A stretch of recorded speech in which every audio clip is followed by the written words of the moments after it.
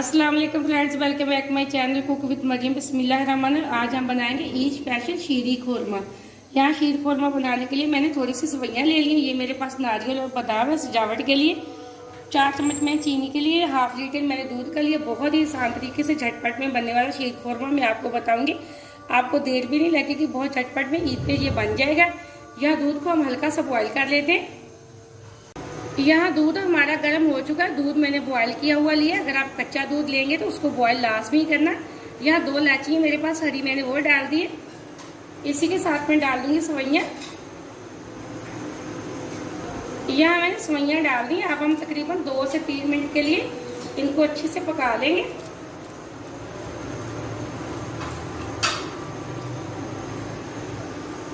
इसी के साथ हम डाल देंगे चीनी। चीनी आप हाथ में जाकर डाला करें जितनी आप पसंद करते हैं। यहाँ मैंने थोड़ी सी डाल दी। मैंने 5 चम्मच लिए थे, तकरीबन 4 चम्मच के बराबर मैंने चीनी डाल दी। अगर आप चेक कर लिया करें, अगर आपको कम लगे तो आप चीनी डाल सकते हैं और कोई मसला नहीं। इसी दौरान अगर आप चैनल पे नए हैं तो चैनल को जरूर सब्सक्राइब करना। ये आपकी तरफ से प्यार होता है, मुझे खुशी होती है कि मैंने आपको कोई अच्छी चीज़ सिखाई है।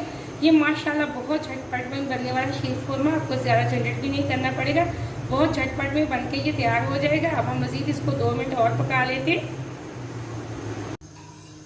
यहाँ मैंने 2 मिनट के लिए पका लिया। तकरीबन मुझे यहाँ से शीर खोरमा बनाने के लिए 3 से 4 मिनट लगे। ये देखें माशाल्लाह बहुत अच्छे से सवैयाँ गल चुकी हैं। अब हम फ्लेम को ऑफ कर देंगे। इसको थोड़ा सा ठंडा करके हम प्लेट के अंदर निकाल के इनकी फाइनल लुक में आपको चेक करवाती हूँ। यहाँ एकदम से सवैयों को मैंने ठंडी करके, थोड़ी सी मैंने ठंडी करके बाउल के अंदर निकाली है। ऊपर मैंने नारियल और ये देखे बादाम से गार्निश कर दिया। माशाल्लाह बहुत प्यारा है हमारे लिए शीर खोरमा तैयार हो चुका है।